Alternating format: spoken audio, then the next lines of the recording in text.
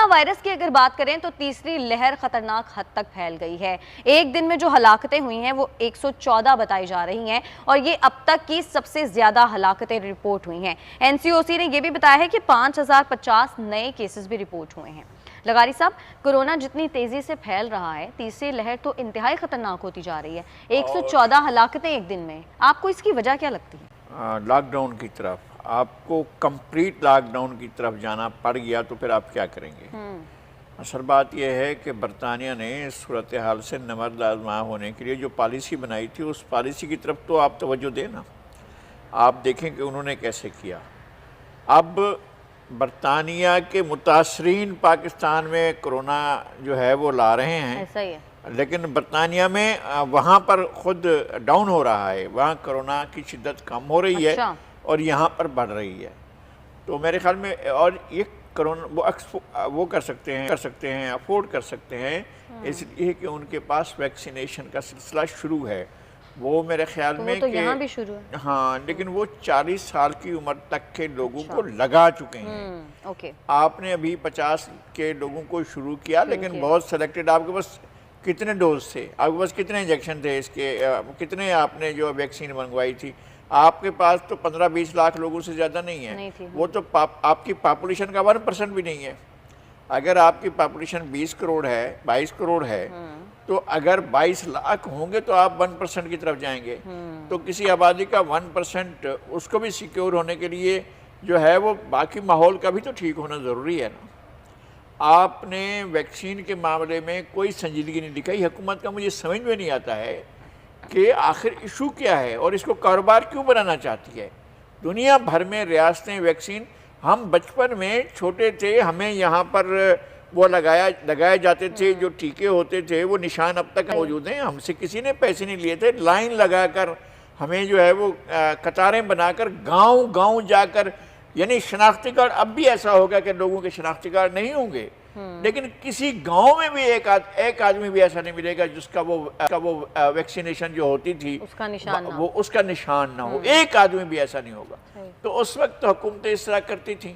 آج کی جو صورتحال ہے اس میں حکومت مفت کی طرف، ویکسین کی طرف کیوں نہیں جاتا ہے؟ آپ کے شہری ہیں بھائی، آپ کو شاید کسی نے کان میں کہہ دیا ہے کہ نہیں، ان کی جو ہے وہ آپ نے مفت علاج کا سلسلہ بند کرنا ہے، تو اب آپ اس کی طرف جا رہے ہیں۔ اب وہ سرکاری ہسپتال بھی پرچیوں کے پیسے لیں گے، آپ کے سارے خرچے ہوں گے، کارڈ تو نہیں ہوگا، اس لیے کارڈ کی مدت بھی کیا ہے، سال، 2 سال، 3 سال، اس کے بعد علاج کے پیسے لیے جائیں گے۔ لوگوں کی جیب میں ہوں نہ ہوں، 2 چیزیں قبول کریں، یا علاج اپنے پیسے سے کروائیں یا موت قبول کریں۔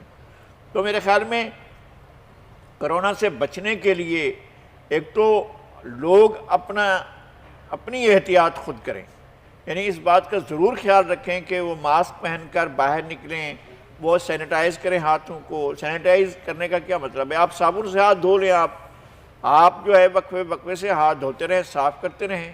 اگر جہاں بھی ہیں، دفتر میں ہیں تو، گھروں میں ہیں تو، آپ کسی جگہ پر گئے ہوئے ہیں تو ہاتھ دھونے میں کون سا مسئلہ ہے؟ آپ ہاتھ صاف کرتے ہیں۔ عوام تو لیکن احتیاط نہیں کر رہے، ان کی جو اپنی ذمہ داری بنتی ہے وہ تو پوری نہیں کر رہے، اور حکومت بھی اپنی ذمہ داری اب پوری نہیں کر رہی ہے۔ جب حکومت اور عوام یا عام آدمی ایک پیج پر ہوں گے کسی بیماری پھیلے گی۔ آج یہی وجہ ہے نا، بارے میں تو سوچنا چاہیے نا۔ ایک دن میں 5050 نئے کیسز کا ریکارڈ جو ہے، یہ تو بہت بڑا ریکارڈ بنتا ہے، اور 114 ہلاکتیں، اور 114 ہلاکتیں ہیں، اور یہ جو آپ کی شرح وہ روزانہ بڑھ رہی ہے۔ تو حکومت کو بھی سوچنا چاہیے اور عوام لوگوں کو بھی سوچنا چاہیے۔ بالکل صحیح بات۔ رمضان المبارک قریب ہے اور مہنگائی کا ایک طوفان ہے جو کہ آ رہا ہے، عوام کافی زیادہ پریشان ہے، اور ملک میں گزشتہ ایک ہفتے کے دوران مہنگائی کی مجموعی شرح 18.43% رہی ہے۔ کراچی کے قصابوں نے بھی اپنی چھریاں تیز کر لی ہیں کیونکہ مرغی کے دام بھی بڑھا دیے ہیں۔ فی کلو گوشت 400 روپے میں فروخت کیا جا رہا ہے۔ اس کے علاوہ گوشت، گھی، تیل سب مہنگا ہو گیا ہے۔ لغاری صاحب، رمضان سٹارٹ ہو رہا ہے، کس طرح سے گزارا ہوگا؟ کیا کیا جائے گا؟ دیکھا آپ نے جو مہنگائی کی شرح ہے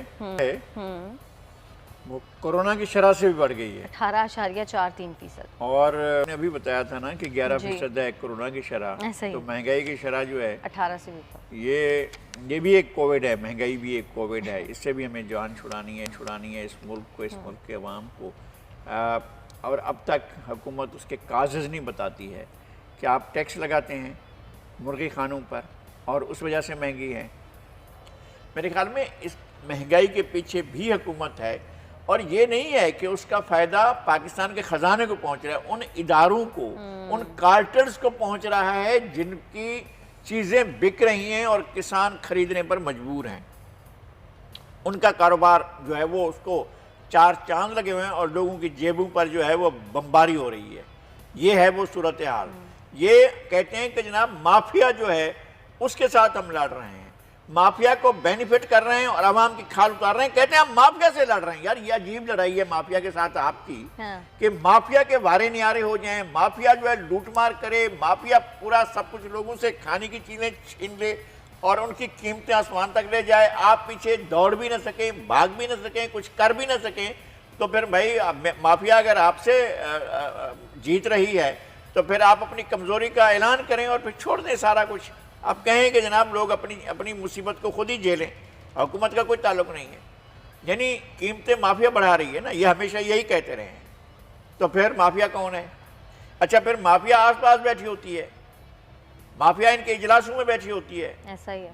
ایسے ہی تھا نا جب ندیم بابر بیٹھے ہوئے تھے ان کے ساتھ.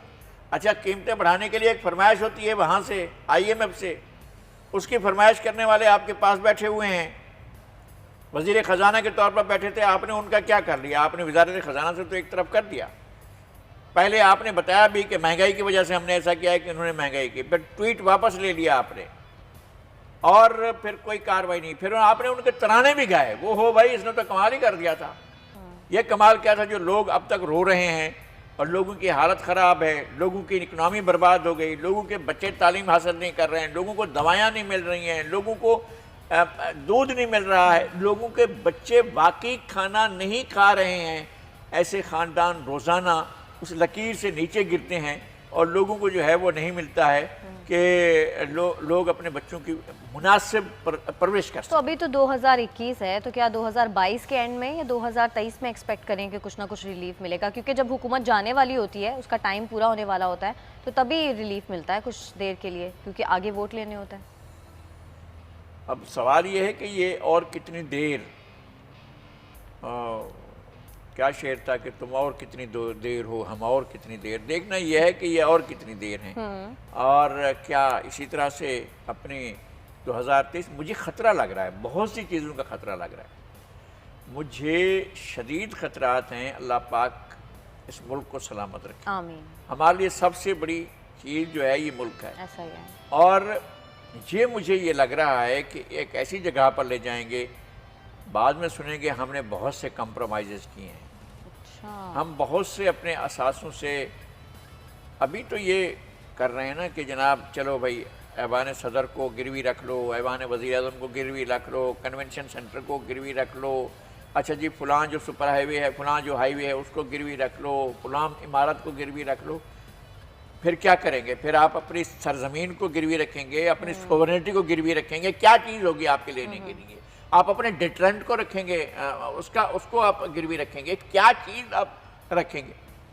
ہمارے پاس کیا چیز ہے جس کو ہم اب پھر دیں گے؟ یہ ان کے شاہی خرچے نہیں ختم ہوتے. یعنی روس کا وزیر خارجہ جہاز سے نکل رہا ہے، اپنی چھتری خود تھامے ہوئے ہے، اور آپ کے وزیر خارجہ کے 3 آدمی لگے ہوئے ہیں جو اس کی چھتری پکڑنے کے لیے بےتاب ہیں اور ان کے اوپر چھتری تان کر چل رہے ہیں. تو لوگوں کو آتا ہوگا یار یہ جا کر قرضے مانگتے ہیں، کس منہ سے مانگتے ہیں؟ جب یہ ان کے سوٹ دیکھیں، ان کا لباس دیکھیں، ان کے چشمے دیکھیں، ان کی گھڑیاں دیکھیں، اور پھر آپ جا کر دیکھیں جن سے وہ قرضے مانگ رہے ہیں. وہ اتنے ڈاؤن.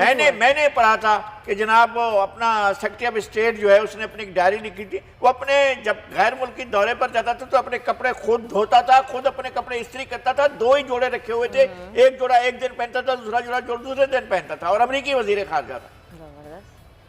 اور وہ دورہ اگر ان کا 5 دن کا 6 دن کا کسی ریجن کا دورہ ہوتا تھا تو وہ اپنے کپڑے خود ہی دھوتے تھے اور پھر وہ اپنے کپڑے خود ہی استری کرتے تھے. ایک جوڑا آج پہنا، اس کو اگلے دن دھو کر دیا، اگلے دن دوسرا جوڑا پہن لیا. ہمارے یہاں دیکھیں لاؤ لشکر جاتا ہے ساتھ میں، بہرے جاتے ہیں ساتھ میں، باورچی ساتھ میں جاتے ہیں، کھانا پکانے والے جاتے ہیں، صفائی کرنے والے جاتے ہیں، ان کے ناز نخرے اٹھانے والے جاتے ہیں، ان کو لطیفے سنانے والے جاتے ہیں، ان کو گانے سنانے والے جاتے ہیں. ان کے سارے آل عیار سمیت سب کے سب چلتے ہیں اور جاتے ہیں غیر ملکی دوروں پر اور کہتے ہیں کہ مہربانی کیجیے ہمیں بھیک دیجیے. صحیح بات ہے. آئے ہیں تیرے در پہ تو کچھ لے کے جائیں گے، یا پھر وہاں جا کر بھیک مانگتے ہیں. یہ ہوتا ہے طریقہ ان کا، ماڈرن نالی شان قسم کے ایک کلاس کے سپرمین بھکاری تشریف لا رہے ہیں۔ بالکل صحیح بات ہے، بالکل ایسا ہے۔